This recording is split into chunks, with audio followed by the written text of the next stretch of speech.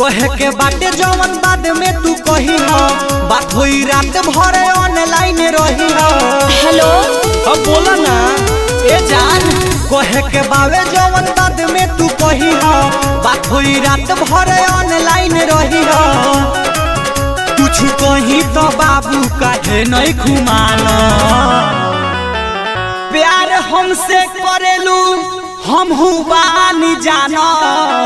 Hello hello hello अब बोला ना ए जानू कहाँ हो?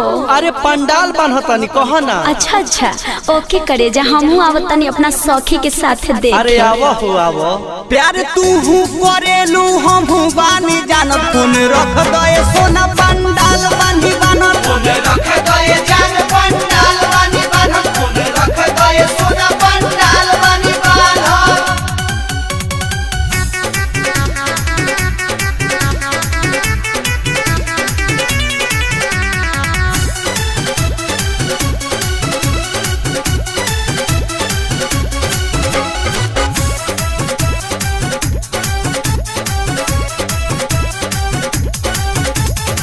टेंशन बा माथा पकैले बानी पुरती, मैया के तो बेरा खाइनु मुरती, मैया के तो बेरा खाइनु। टेंशन बा माथा पकैले बानी पुरती, मैया के तो बेरा खाइनु मुरती।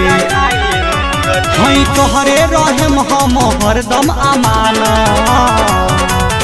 अच्छा अच्छा ओके जानू, हमहू आवतानी अपना सखी के साथ देखे कि पंडाल तू कैसे बनावता रहो। अरे आवा ना देख लो, तू करेलू हम बानी जानत। कौन रख दे सोना पंडाल बानी बनत, कौन रख दे जान पंडाल बानी बनत, कौन रख दे सोना पंडाल बानी बनत।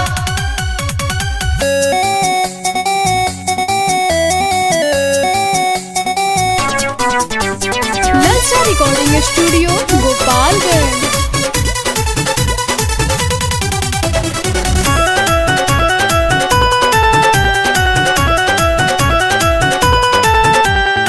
नेक जे कामावा में टाइम बिताए में, कृपा जे माई करिए तोहरा के पाए।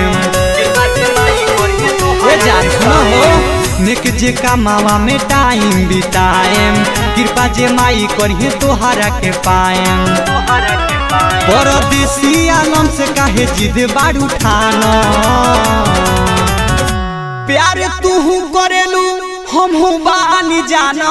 अरे तहार काला अलगे न होला, तू करेलू हम बानी जानत। कौन रख दे सोना पंडाल बानी बनत, कौन रख दे जान पंडाल बानी बनत, कौन रख दे सोना पंडाल बानी बनत। प्यार हमसे करेलू हम बानी जानत, प्यार तू करेलू हम बानी जानत। कौन रख दे सोना